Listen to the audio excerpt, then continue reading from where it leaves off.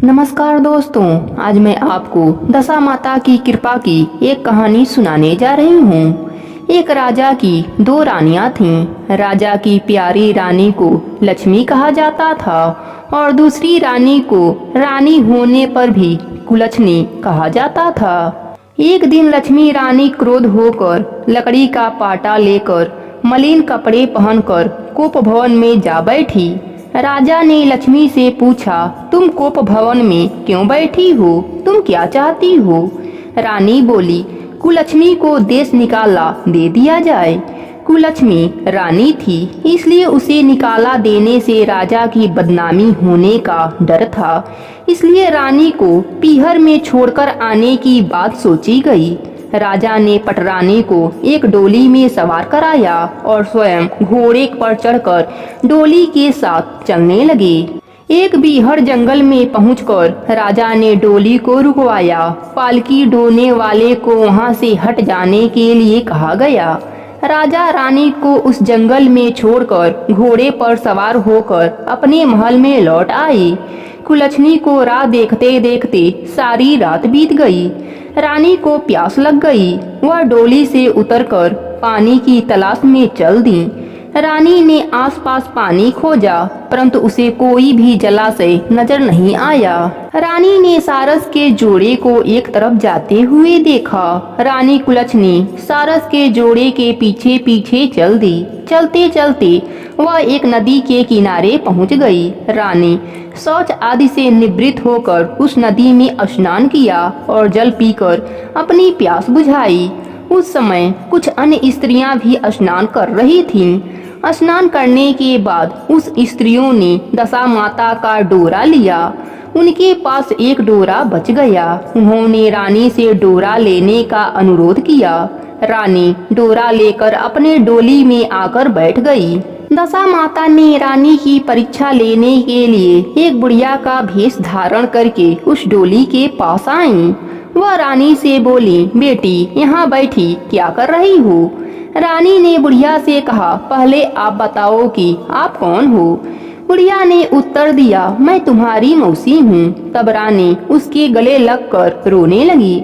उसने अपनी विपदा भरी सारी कहानी बुढ़िया को सुना दी। अंत में रानी ने बुढ़िया से कहा कि अब मुझे केवल तुम्हारा ही सहारा है, मेरी रक्षा करो। दशा माता की कृपा से उसी जगह माया का एक शहर बस गया। रानी के भाई भौजाई आदि सारा मायका वहां प्रकट हो गया। रानी ने अपने पीहर के साथ मिलकर 9 दिन तक दशा माता की कथा कही और सुनी। 10वें दिन डोरे की पूजा होनी थी। उस दिन सुबह सवेरे उठकर दशा माता ने रानी से कहा, नदी में स्नान करके आओ, वहाँ तुमको सोने का कलश मिलेगा, तुम उसे ले लेना और जो डोली तुम्हें लेने आए उसमें बैठ जाना। किसी से यह मत पूछना कि यह डोली किसकी है। रानी ने नदी में स्नान किया। वह स्नान करके बाहर निकल आई तो उसे सोने का 2 कलश मिला। कलश के पास रेशमी वस्त्र रखे थे। उन वस्त्रों को रानी ने पहन लिया और वह चलने को तैयार हुई तो रानी को डोली आता दिखाई दिया। वह डोली में बैठ गईं और अपने घर पहुंच गईं। घर पहुंचकर रानी ने माया के परिवार के साथ सब महिला सहित दशा माता के डोरे की पूजा की। सुहागिनों को भोजन कराया। इसके बाद उसने पारण किया। अब रानी अपने पीहर में आनंद पूर्वक सबके साथ मिलकर रहने लगी। इधर कुछ समय बाद राजा को रानी की याद आई। राजा ने विचार किया कि जिस दिन से मैं रानी को जंगल में छोड़कर आया हूँ तब से उनका कोई समाचार नहीं मिला। चलकर देखना चाहिए कि रानी कुलच्छनी किस हाल में है। मंत्रियों ने राजा को समझाया कि अब रानी से मिलना आपके लिए ठीक नहीं होगा, परंतु राजा ने मंत्रियों की बात पर कोई ध्यान नहीं दिया। वह घोड़े पर सवार होकर उसी स्थान पर पहुंच गए जहां पर रानी को छोड़ आया था। राजा को यह देखकर बड़ा ही आश्चर्य हुआ कि यहाँ तो सघन वन था, परंतु अब यहाँ सुंदर नगरी बसी हुई है।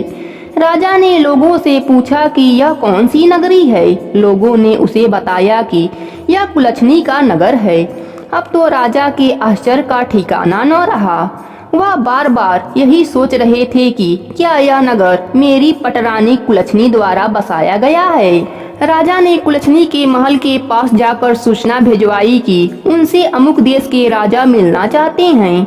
रानी ने राजा को पहचान कर मिलने से मना कर दिया, परंतु मौसी ने उसे समझाया कि पति परमेश्वर होता है, तुम्हें यही उचित रहेगा कि तुम यथाशक्ति उनका आदर सत्कार करो। मौसी के कहने पर रानी कुलछनी ने राजा को महल में बुलवाया। दोपहर में राजा को भोजन पर बुलवाया गया। राजा के साथ नाई भी था। रानी राजा व नाई को भोजन कराने लगी। पहली बार रानी ने नाई के पत्तल पर भोजन परोसा तो नाई ने रानी के पैर पर रायते का एक छींटा लगा दिया।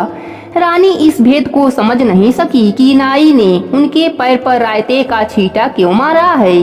रानी दूसरी बार पोशाक बदलकर फिर आई। राजा मन में सोचने लगा कि यहाँ तो बहुत सी रानियां हैं और सबकी शकल एक जैसा है, मैं अपनी रानी को कैसे पहचानूंगा। राजा ने नाई से कहा, यहाँ तो कई रानियां हैं, मैं अपने रानी को कैसे पहचानूंगा।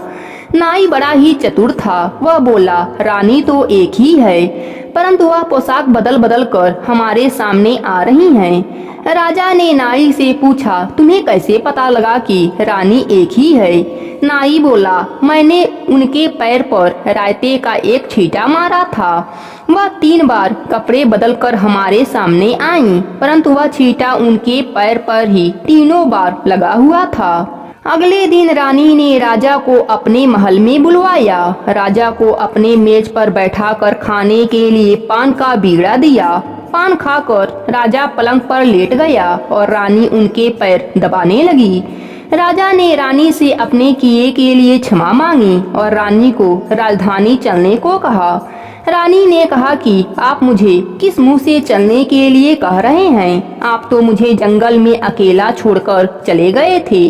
आप तो दूसरी रानी के कहने में आकर मेरा परित्याग कर दिया था।